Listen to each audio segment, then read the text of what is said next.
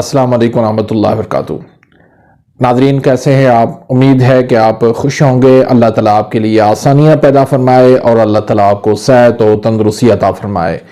ناظرین آج ہم ایک نئے ٹاپک کے ساتھ حاضر خدمت ہیں۔ آج کا جو ٹاپک ہے وہ ہے قانون مفرد اعضاء کی چوتھی تحریک غدی عضلاتی یعنی گرم خشک مزاج۔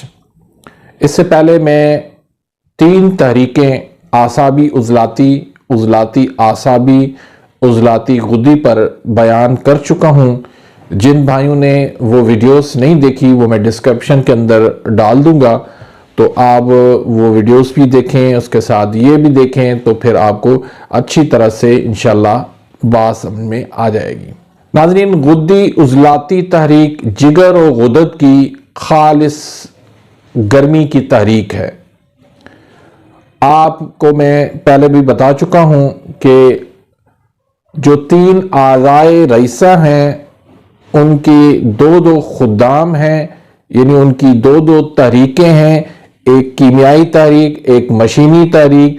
تو اسی طرح یہ جگر کی پہلی تحریک یعنی کیمیائی تحریک ہے، خالص گرمی خشکی کی تحریک ہے۔ تو یہ غدد جاذبہ کی تحریک ہے۔ دوسری جو تحریک ہوتی ہے جگر کی وہ غدد ناقلہ کی ہے۔ انشاءاللہ اس کے بعد اس کی باری آئے گی غدی اعصابی پر، انشاءاللہ بیان کریں گے۔ تو ناظرین یہ صفراوی تحریک کی ہوتی ہے، یعنی سالٹ کی تحریک ہوتی ہے، اور یہ حرارت کی تحریک ہے۔ اس میں حرارت کی زیادتی ہوتی ہے۔ اگر تو یہ حرارت معتدل رہے، طبعی طور پر رہے، تو اس مزاج کے لوگوں کی عمریں جو ہے وہ زیادہ ہوا کرتی ہیں۔ اس مزاج کے لوگ جہاں زیادہ دیر تک زندہ رہتے ہیں وہاں بیماریاں بھی ان کا پیچھا نہیں چھوڑتی، لمبی دیر تک ان کی بیماریاں بھی چلتی رہتی ہیں۔ ایک بات یاد رکھیں کہ حرارت زندگی ہے اور ٹھنڈ موت ہے۔ تو حرارت کا معتدل رہنا، طبعی رہنا ایک مرد اور عورت کے لیے زندگی کی بہت بڑی ضرورت ہے۔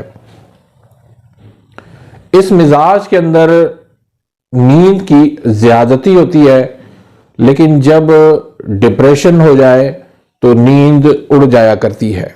گرم مزاج والے بہادر لوگ ہوتے ہیں، پر جب ڈپریشن ان کو ہو جائے تو بہت زیادہ ڈرپوک بھی بن جایا کرتے ہیں۔ اس تحریک کو ہم کس طرح پہچانیں گے کہ نبض پر جب ہم چاروں انگلیاں جب ہم نبض پر رکھیں گے، ہڈی کے تھوڑا سا نیچے رکھیں گے، تو جیسے وہ 3 تحریکیں ہاتھ رکھتے ہی محسوس ہوتی تھیں، یہ آپ کو محسوس نہیں ہوگی۔ اس کو آپ تھوڑا سا دبائیں گے تو 3 انگلیوں پر زیادہ تر اور کبھی کبھار 4 انگلیوں پر بھی دبانے سے نظر آتی ہے۔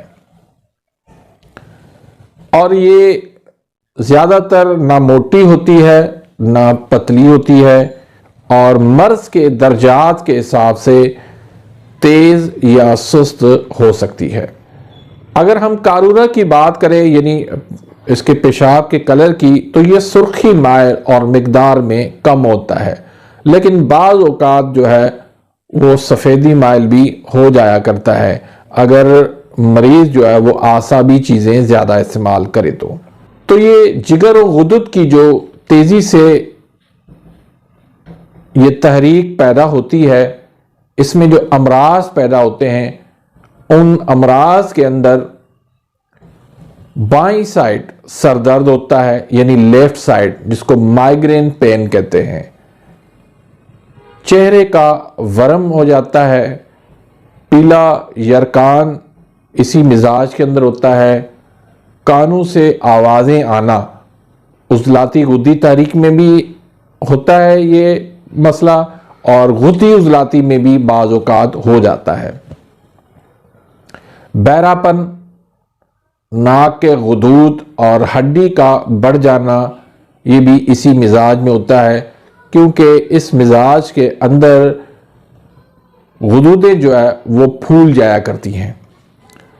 تو گلے کا ورم ہے، گلا بند ہو جانا ہے، گلے کا کینسر ہو جانا ہے، صفراوی کھانسی ہے، پھیپھڑوں کا ورم ہے، پھیپھڑوں میں پیپ پڑ جانا ہے، پھیپھڑوں کی جلن ہے، دمہ ہے، استحمہ ہے، صفراوی قے ہے، ایچ پائلری ہے، اسی طرح آنتوں میں مروڑ ہے، سوزش جگر ہے، پیٹ میں پانی پڑنا ہے، اسی طرح سے فشر ہونا، اور لیفٹ سائڈ گردے کا ورم ہو جانا، گردے کا درد ہونا، لیفٹ سائڈ گردے میں پتھری ہونا، قوت باء کی کمی ہو جانا، صورت انزال، یہ عضلاتی غدی میں بھی مسئلہ ہوتا ہے، غدی عضلاتی میں بھی بعض اوقات ہو جاتا ہے، سختی کا کم ہو جانا،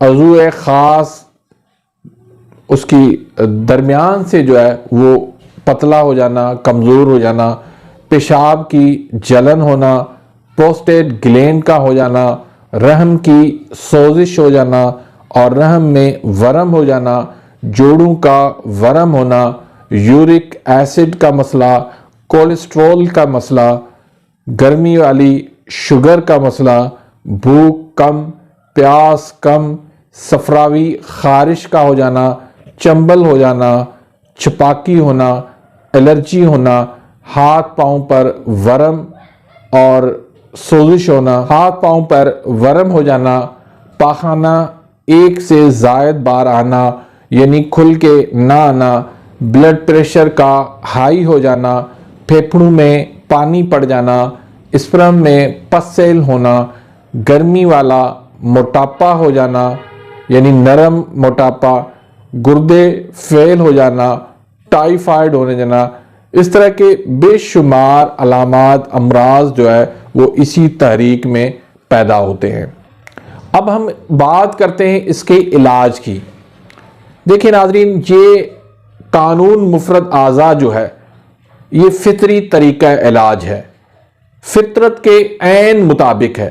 دیکھیں اس کے علاج کے لیے میں آپ کو ایک مثال دوں گا کہ جب آپ کو گرمی لگتی ہے تو آپ کیا کرتے ہیں؟ آپ سردی کی جانب بھاگتے ہیں، یعنی آپ اے سی ڈھونڈتے ہیں، برف ڈھونڈیں گے، ٹھنڈی ہوا کو دیکھیں گے، ٹھنڈا سایہ دیکھیں گے، ٹھنڈے فین کے نیچے بیٹھیں گے، ٹھنڈے پانی سے نہائیں گے، ٹھنڈا پانی پئیں گے، یعنی گرمی کو سردی سے ختم کرنے کی آپ کوشش کریں گے۔ اس کا مطلب یہ ہوا کہ گرمی کی جو ضد ہے وہ سردی ہے۔